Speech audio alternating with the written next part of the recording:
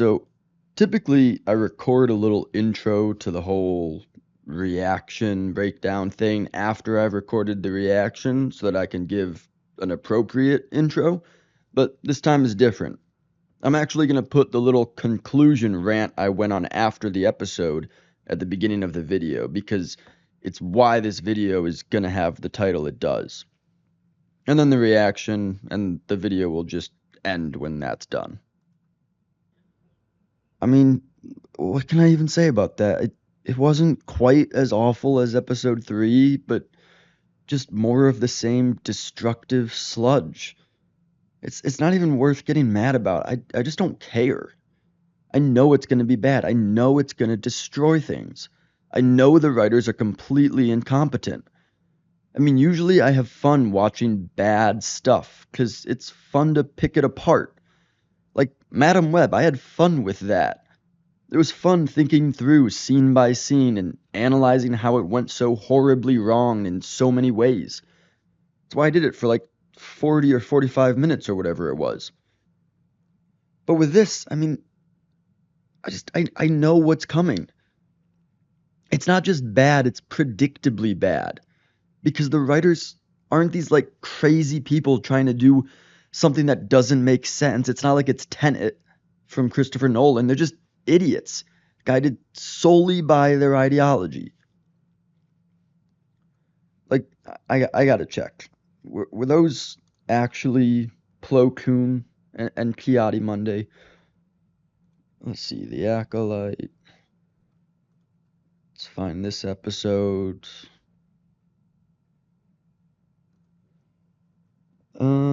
Alright, stars. What's this cast? Yep. Master Kiadi Mundi. I don't see Plo Koon, but Master Kiadi Mundi. He's listed on the credits for this episode. When the trailer came out for this show, I said, and I think a lot of people said, well, Leslie Headland didn't bother watching The Phantom Menace because now what Kiadi says in that movie is completely contradictory to this show. But clearly she did watch that movie. I think Kiadi is included in this very intentionally. She didn't just pick a random Jedi from the prequels out of a hat. She knows her show violates the canon of The Phantom Menace. You know, I was thinking of making like a separate video on this topic, but this is as an appropriate time as ever to discuss it. We all need to recognize what much of Disney has become. Not all of it, because at the end of the day, it still needs to make money to keep doing what it's doing, but particularly Lucasfilm. You see, we say things like go woke, go broke and stuff, and we consider it a great win when everyone hates a show or a movie like this or they flop. But we're misunderstanding things. Destroying everything and making no sense, it's not a bug, it's the feature. Lucasfilm is no longer about telling awesome stories or even making money. Lucasfilm has been taken over. It was taken over a while ago by ideologues. And even as it loses money and destroys classic IPs, Disney as a whole is so captured by that same ideology that it can't put a stop to it. That's why James O'Keefe, I think it was last week or over the weekend or something, he does a lot of undercover journalism. He got a higher up from, I think, 20th Century Fox on camera admitting that Disney explicitly doesn't hire white men for specific roles. So Lucasfilm has become a playground for progressive gender ideologues to fulfill their fantasies about what they think these classic franchises like Star Wars and Indiana Jones should be and should always have been.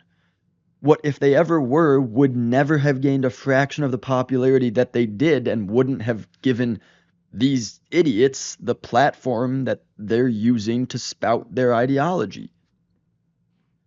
And if using these as a sandbox to play dress up with your weird 21st century secular pagan religion results in the destruction of once great icons of art and entertainment, well, good. Because that's the dark side of arrogant progressivism. the tearing down of everything that came before you. Because before you were here, everything was wrong. Everyone was stupid and immoral before you. It's what happens when you have all progressives, or even just all liberals, and they're not tempered by any conservatives. You run away with the liberal idea that everything can be better than it once was, that everything before was terrible, and the future can and will be better if you just change everything.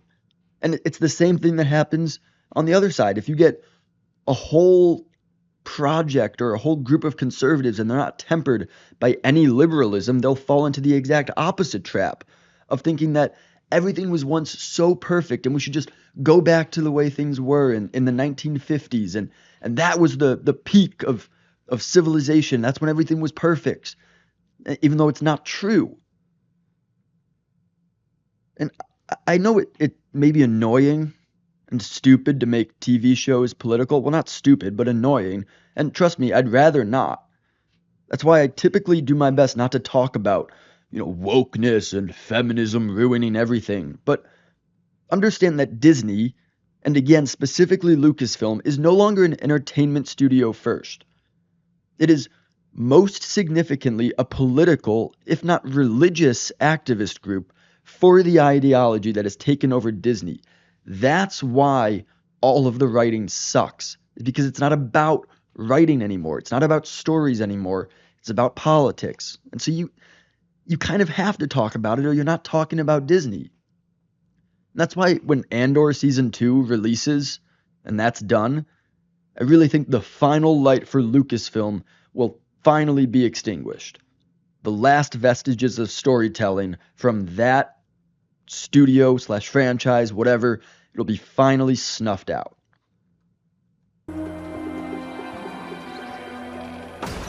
Remember when Obi-Wan told Luke, for over 1,000 generations, the Jedi were the guardians of peace and justice in the Old Republic?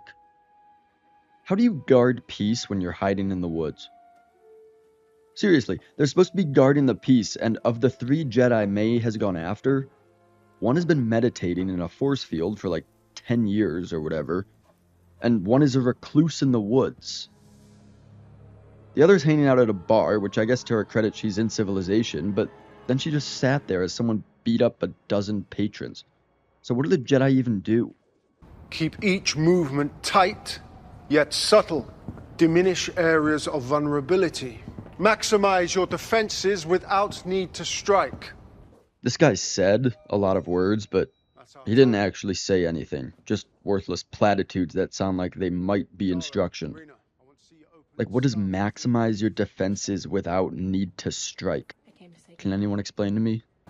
I figured you'd stay until we apprehended her. I mean, you must be curious after all this time. May is the Jedi's problem now. What? I'm not a Jedi.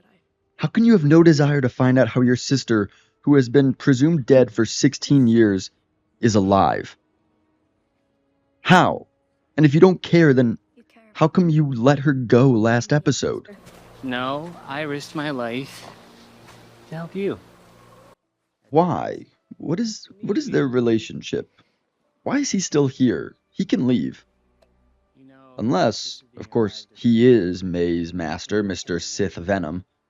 I mean, the fact that we can't see his face means they're definitely going to have some big reveal. And it's either going to be unassuming apothecary man here, or the other mother that wasn't shown dead. The one with the horns. Oh, hey, it's a Ki-Adi-Mundi looking fella.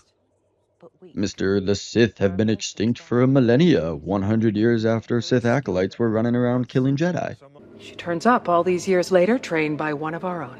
You think a Jedi taught her? Even a hologram can tell me that. What? How are you so arrogant? You know there are other Force users besides the Jedi in the galaxy. I mean, this girl herself was raised in a lesbian witch coven. How isn't that your first assumption? That she was further trained by witches? Or that she had learned enough as a child to grow her strength on her own? And I talked over, but the Jedi Council doesn't know about this? How? And if she doesn't come peacefully? Not expecting it to come to that. Wait, what? You expect her to come peacefully after she's killed 2 Jedi? And tried to kill a 3rd? You're so confident that you don't even bother entertaining the idea of what if she doesn't come peacefully. Because the writers either need to manufacture some drama, or it's not going to end up mattering, or they're just too stupid and lazy to write a couple extra lines. I can't get over, how does the High Jedi Council not know about 2 dead Jedi, one of whom was a master? That's just wrong. No, they do know. There's no way they don't. How do you kill a Jedi without a weapon? It has to be some sort of test, right? Yeah, I've been wondering that too. We really have no idea the parameters of this task and what does or doesn't count as a weapon. I'm just curious how you're gonna do it this time. You failed so much. I didn't fail. I killed Indara and I killed Torben. Right, but you used weapons, so you failed. I'm glad we got you serviced. It's like the day we met. Yeah, well, I would do that if I had the tools pit, but I don't have those. You're not charming. Shut up. I don't believe you're having a conversation with that droid. I don't want May to get hurt. I know you don't either. There is still good in her. Why? Why would you think that? What do you mean, still? She wanted to kill her sister as a 6-year-old or something. She was raised by a cult of creepy lesbian witches who perform weird initiation marriage ceremonies on children and possess and torture people unprovoked.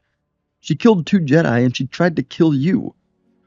And you've spent a grand total of, maybe 10 minutes with her in your life? What is leading you to believe there's any good in her? Station Master Kalnaka on Kofar, but no one has heard Wait, from him. no Jackie? No Jackie? No! Why? Why is the Padawan on the mission to track down the Jedi Master Killer? Oh, and there's a little Plo Koon lookalike in this scene. You know what? This takes place close enough to the Phantom Menace that these could actually be Ki-Adi-Mundi and Plo Koon. What's Basil? Is he or they with us? Oh my gosh, shut up. Get your pronouns out of here. Why? Whatever, I don't care anymore. No, very comprehensive briefing, Yord. Hey, let's crap on Yord some more for no reason.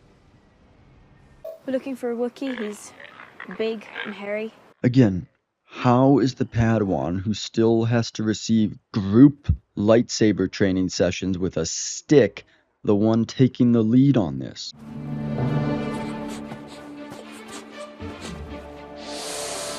Kalnaka has been missing for a year.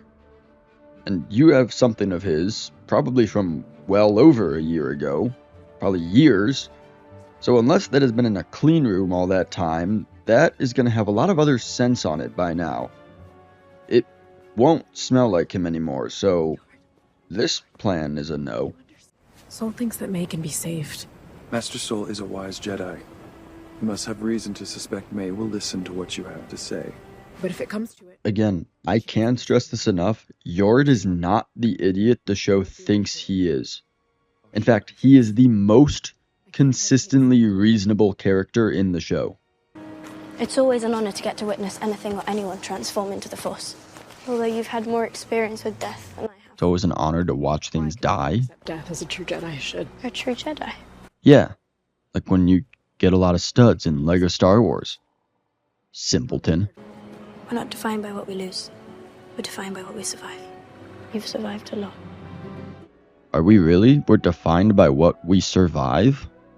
So, like, I survived an inflationary period in the U.S. economy. Am I defined by that? What is that? No, you're not. It's so stupid.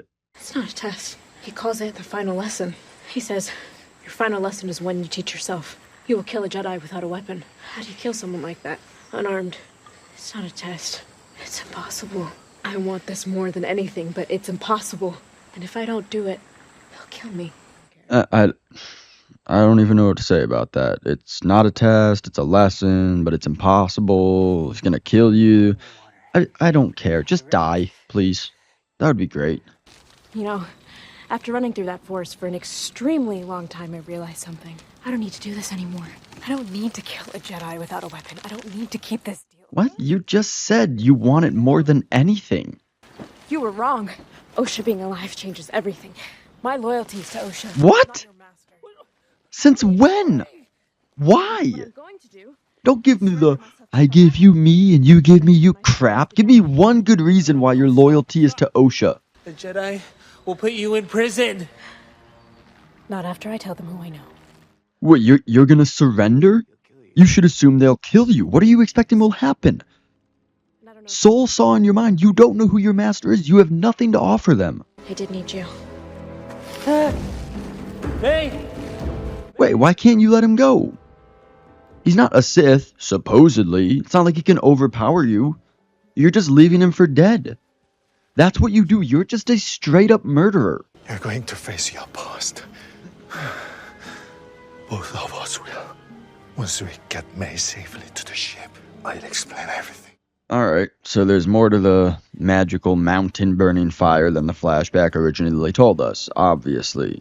It's the Jedi's fault that it happened. Still don't care. The weird witch cult got what it deserved. Freaking Jackie leading the charge every time. She's a Padawan. Why is no one telling her what to do? Master Kilnaka! He's gonna be dead somehow, and the Jedi will think May killed him. Yep, there you go. He's here. What do you mean he's here? Why? Wait, he poisoned him? How'd he get that poison on Kilnaka? I thought he doesn't use... I thought you don't kill a Jedi with a weapon, a Sith or an Acolyte. Why am I asking this show to make sense? Stand down!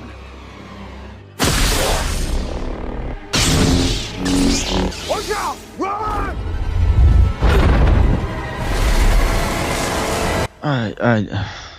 I don't care, man. I'm just glad it's over.